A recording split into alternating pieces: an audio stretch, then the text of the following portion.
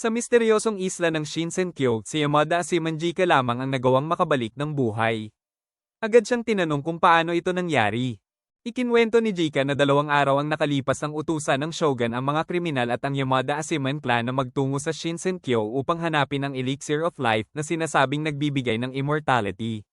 Ngunit matapos patayin ni Aoze Choubei si Horubo, ang monk na binabantayan niya, napilitan si Jika na tapusin agad ang kanyang misyon. Sa kanyang pag-alis, tinangay siya ng malakas na agos papunta sa dalampasigan. Nagulat ang opisyal nang malaman na mahigit 60 katao na ang nawawala sa isla. Bagamat nais pa sanang bumalik ni Jika, napilitan siyang umuwi upang ipaalam ang sinapit ng kriminal.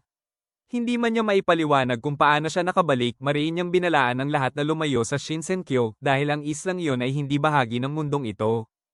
Nagalit ang opisyal sa kanyang biro, ngunit agad namang humingi ng paumanhin ang kasama ni Jika. Tinanggap ito at binasa ang liham mula sa Shogun, isang utos na bumalik ang Yamada clan sa Shinsenkyo upang obserbahan ang isla, sa pamumuno ng napiling miyembro na si Yamada Asiman Shujen. Matapos ang kanilang pag-uusap, nasabi ni Jika na ang mga samurai ay tila mga sunod-sunuran lamang. Agad itong sinita ni Shujen, sinabing hindi niya kayang palampasin ang inasal ni Jika kanina, kahit pa naroon siya. Napagtanto ni Jika ang kanyang pagkakamali at agad humingi ng paumanhin. Habang sila ay naglalakad, tinanong ni Jika kung may mas kapaki-pakinabang pa bang mga hinatulang kriminal. Dito ipinaliwanag ni Shujen na ang ipapadala nila ay 4 na Iwagakure shinobi, personal na pinili ng Shogun. Ayon sa chief ng Iwagakure, susuportahan niya ang misyon dahil tila may naiwan siyang mahalagang bagay sa Shinsenkyo. Labis namang nagulat si Jika nang sabihin ni Shujen na sasama rin siya sa pagpunta sa isla, bagay na mariin niyang tinutulan. Biglang napaluha si Shujen nang maalala ang sinabi ni Aizen na magre-report ito sa 2nd araw, ngunit ngayon ay 3rd araw na at wala pa ring balita. Hindi lamang si Aizen, kundi marami pang iba ang nawawala. Ayon kay Jika, tunay ngang nakakabahala ang sitwasyon, kaya't nagpa siya si Shujen na pupunta sila sa Shinsenkyo at tatapusin agad ang misyon. Maya-maya, tinawag sila ng isang lalaki at ipinakita ang isang nakakatakot na nilalang. Sinabi ni Jika na kung makita ito ng iba, mas lalo nilang iisipin na mapanganib ang isla. Nilapitan ni Shujen ang nilalang at binalaan siyang huwag itong hawakan dahil baka buhay pa, ngunit matapos itong suriin ay sinabi niyang patay na ito.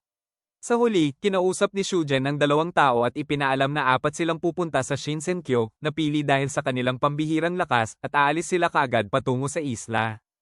Ayon sa isang Tensen, ang tao ay mismong buhay.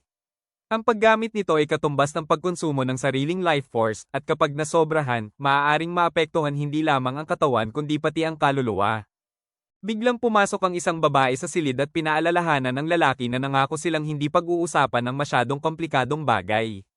Paglabas nila, tinanong niya si Rien kung nagustuhan nito ang kanilang bagong training ground na agad naman itong pinuri bilang kahanga-hanga. Ipinaliwanag ni Rien na ang pag-eehersisyo sa ilalim at ibabaw ng tubig ay mainam para sa pagsasanay ng Duan at Taisoku. Dagdag pa niya, ang musikang naririnig sa paligid ay tumutulong sa meditation, lalo na para sa Shuitsu at Shuten. Pinuri rin niya ang isang silid na nakatutulong sa pag-focus ng Bochu Jutsu na ikinatuwa ni Taofa. Ngunit hindi ito sinang-ayunan ng lalaking may orange hair na nagsabing mas gusto niya ang pananatili sa gitna ng yin at yang dahil yun umano ang pinakamainam para sa kanya. Tumutol naman si Rien dahil para sa kanya, ang pagsasanib ng dalawa ang tunay na nagbubukas ng panibagong lakas. Paglabas ni Jufa sa silid, inalok siya ni Taofa ng isang tang. Kumuha ito ng inumin na nagmula sa katas ng isang nilalang na tila tao. Aabutin na sana ito ni Jufa, ngunit bigla itong binawi ni Taofa dahil nakalimutan daw niyang lagyan ng glowing substance. Agad niyang tinanong si Sujin kung nasaan ang kailangan niyang sangkap, ngunit sagot nito ay hindi rin niya alam kung saan iyon matatagpuan. Sa loob ng Tensen Castle, ipinahayag ni Sigiri na kailangan na nilang umalis sa lugar. Sumang-ayon ang lahat at makikitang nakasuot na sila ng bagong kasuotan bilang paghahanda sa susunod na hakbang. Ipinaliwanag ni Sigiri na ang pangunahing goal nila ay hanapin sina Gabamaro at Mei. Kung ang pakay ni Gabamaro ay ang Elixir of Life, tiyak na pupunta ito sa kastilyong ito. Nagduda naman si Yuzuriha, sinasabing mas mahalagang unahin ang kanilang misyon at ang Elixir kaysa makipagkita sa kanila. Ngunit mariing iginiit ni Sigiri na makikipagkita sila kay Gabamaro. Napansin din niya ang peke at pilit na pag-aalala ni Yuzuriha at sinabi nitong mula nang malaman nito na walang Elixir, tila umaarte na lamang ito. Para kay Sigiri, ang tunay na pakay ni Yuzuriha ay ang makakuha ng mas maraming asiman na kakampi laban sa Shogunate. Napangiti na lamang si Yuzuriha nang mapansin ito ni Sigiri. Hinawakan ni Sigiri ang kanyang kamay at sinabi na nais niyang makatakas sa isla kasama si Yuzuriha at si Gabamaro. Aminado rin siyang walang kasiguraduhan kung makakarating si Gabamaro sa kastilyo.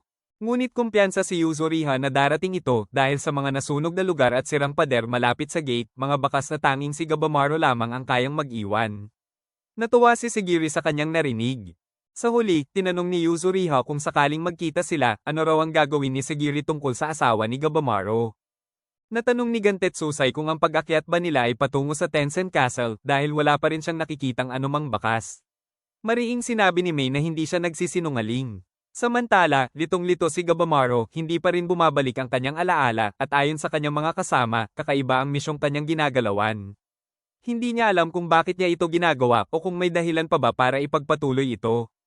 Bigla siyang napatigil nang lumitaw sa kanyang harapan si Alce Choubei. Nang mapansin ni Choubei na mga tao ang kaharap niya, sinabi nitong pareho lamang sila ng layunin, ngunit agad niyang sinipa si Gabamaro. Bumawi si Gabamaro at nabali ang leeg ni Choubei, ngunit ayon kay Mei, napakalaki ng tao nito. Bumangon si Choubei at ibinalibag si Gabamaro sa lupa. Ikinagulat ito ni Gantetsusai, ngunit ipinaliwanag ni Fuchi na mabilis itong nagre-regenerate. Nagpatuloy ang brutal na sagupaan. Sinira ni Gabamaro ang katawan ni Choubei, sinipa ang ulo nito, inagaw ang isang mata, kinagat ang tendon at leeg, isang laban na mistulang away ng dalawang halimaw. Para kay Gabamaro, ayon sa Iwagako Reiwei, wala siyang pakialam kung sino ang kaharap niya, wasakin lang ang kalaban hanggang hindi na ito makagalaw. Ngunit sa kabila ng lahat, patuloy pa ring naghihal si Choubei. Napansin ni Gantetsusai na mas mahina si Gabamaro kumpara noon. Ipinaliwanag ni Mei na may mali sa tao ni Gabamaro at may nawawalang mahalagang bahagi sa kanya. Sa isipan ni Gabamaro, paulit-ulit sumisingit ang imahe ng isang babaeng hindi niya kilala na lalo pang nagpapagulo sa kanyang damdamin. Habang nagpapatuloy ang laban, inutusan ni Choubei si Toma na patayin ang iba. Tinangka ni Toma na umatake, ngunit madaling hinarang ni Gantetsusai ang kanyang espada. Hinamon niya ito, sinabing huwag siyang maliitin kahit iisa ang kanyang kamay, at paulit-ulit niyang sinuntok si Toma. Napansin din niya ang pagbabago sa grip at balanse ng espada nito nang muling tumayo. Samantala, mariing sinabi ni Choubei na kaya niyang patayin si Gabamaro. Matapos saktan ng matindi, nag-focus si Gabamaro at naalala ang aral ng kanyang pinuno, saktan ng kalaban sa abot ng makakaya bago ka mamatay. Bigla siyang nagliyab at ginamit ang Ninpo, Pyro Bridge, sinundan ng Ninpo, Stone Storm, na bomb-utos sa katawan ni Choubei. Sinakal niya ito habang sinusunog ng buhay, dahilan upang hindi agad makapag-regenerate si Choubei. Walang pakialam si Gabamaro kahit mamatay silang dalawa, wala na siyang maalala at pakiramdam niya'y wala na rin mawawala sa kanya. Ngunit sumigaw si Choubei, sinabing ang kapatid lamang niya ang mahalaga, at siya lang ang kailangan nito. Matapos paslangin ni Fuchi ang kanyang kalaban, napansin niya ang napakalakas na aura na nagmumula kay Choubei, makikitang halos nasunog ang buong katawan nito, at ang balat ay pulang-pula, tanda ng isang lalong mapanganib na anyo.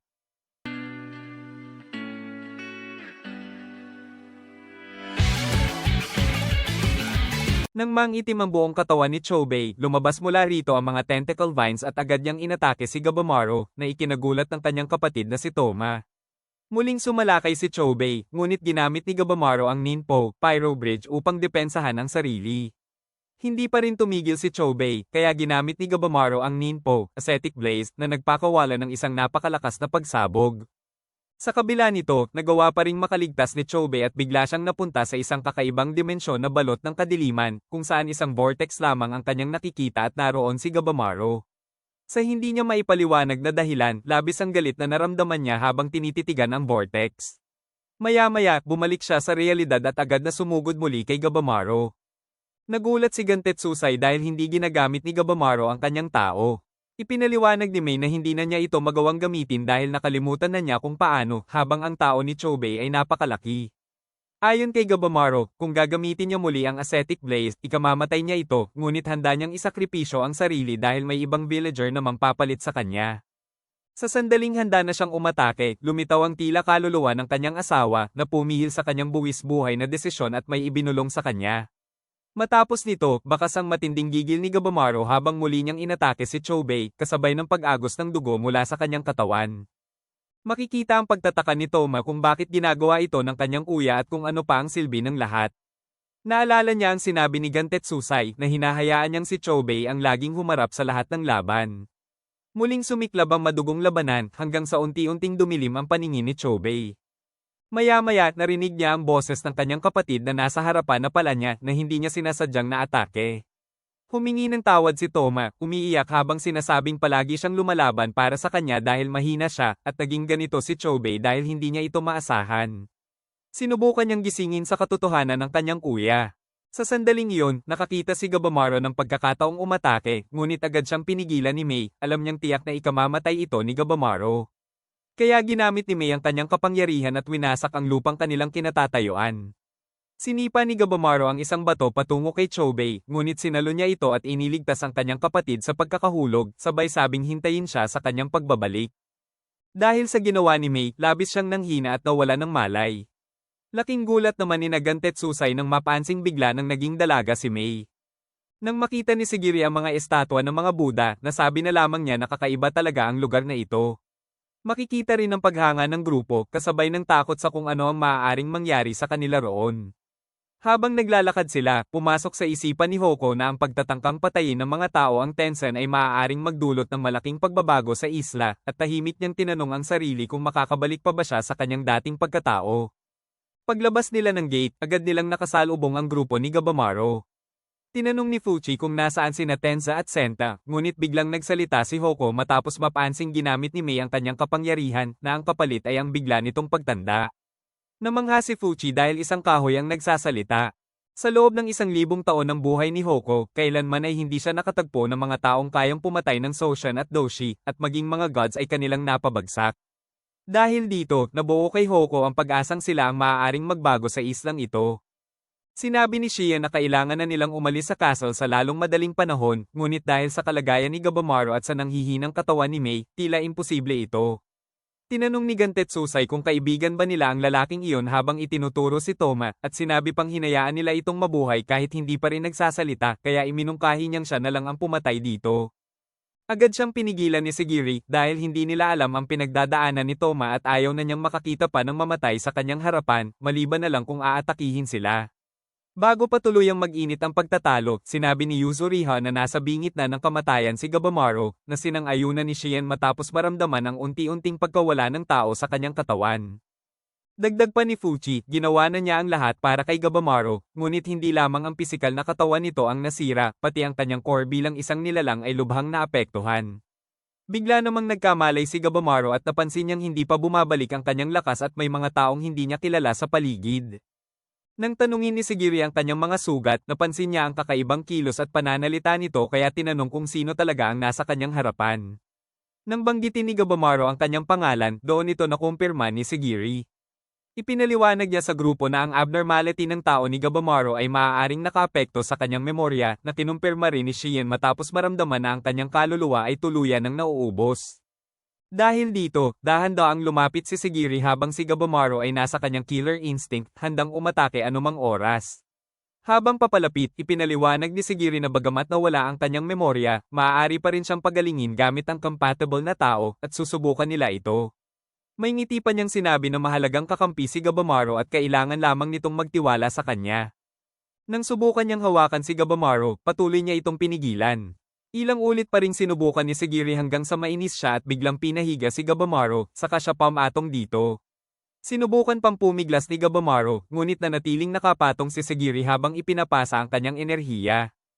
Nagulat si Gantetsusai at inakalang Bochujutsu ang ginagawa nila, ngunit itinuwid ni Mei na hindi man yon ay may pagkakatulad.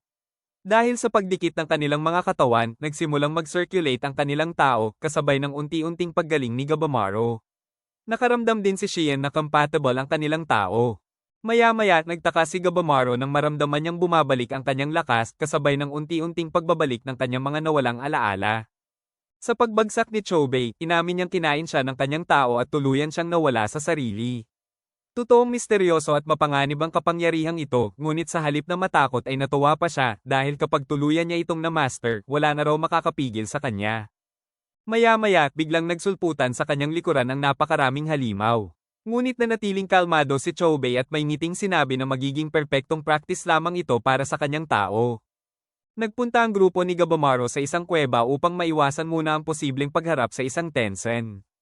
Tinanong ni Shian kung nakaharap na ba niya ang isa, at sumagot si Gabamaro ng oo, na ikinatuwa ni Sigiri dahil patunay itong bumalik na ang kanyang memorya. Humingi rin ng paumanhin si Gabamaro sa gulong kanyang nagawa at inamin na marami siyang natutunan ang kapangyarihan ng tao at ang tunay na panganib ng mga Tensen. Dahil dito, iminungkahi ni Yuzuriha na sapat na itong dahilan para lisanin ang isla. Ngunit tumanggi si Gabamaro dahil kailangan niyang muling makita ang kanyang asawa at makuha ang kapatawaran na magpapatunay ng kanyang kawalang sala at magtitiyak ng kanyang kaligtasan. Ipinaliwanag ni Yuzuriha na maaaring hindi totoo ang kanyang asawa at baka isa lamang itong ilusyon na kontrolado ng kanilang pinuno. Gayunman, sinabi ni Gabamaro na malalaman lamang niya ang katotohanan kapag nakabalik siya sa kanilang lugar at hindi magbabago ang kanyang layunin ang hanapin ang elixir of life. Sinubukan pa siyang pigilan ni Yuzuriha, sinasabing walang saysay ang elixir kung hindi naman nag-e-exist ang asawa niya. Ngunit mariing iginiit ni Gabamaro na totoo ito. Nang tanungin kung may patunay siya, nagmuni-muni si Gabamaro at ibinahagi ang mga maliliit ngunit malinaw na alaala, ang boses at tono nito, ang mga matang lumiliit kapag ngumingiti, ang mahahaba at malalambot na daliri, at ang amoy ng buhok nito kapag hinahampas ng hangin. Maging ang mga sandaling magkasama sila sa veranda ay sariwa pa rin sa kanyang alaala. Habang binabanggit ang pangalan ng kanyang asawa na si Yui, makikita ang saya at determinasyon kay Gabamaro. Kahit mahirap itong patunayan sa ngayon, iisa lang ang kanyang pagpipilian, makatakas sa isla at makita siyang muli. Matapos ang madugong labanan ni Chobei laban sa mga halimaw, bigla namang lumitaw sa kanyang likuran si Rien at tahasang tinanong kung siya ba ang pumatay kay Mudan. Nag-enjoy ka ba sa episode na to? Kung oo, palike naman ang video at huwag kalimutang mag-subscribe sa aming channel. Malaking tulong yun para sa amin bilang small content creators. Maraming salamat po, arigatou gozaimasu.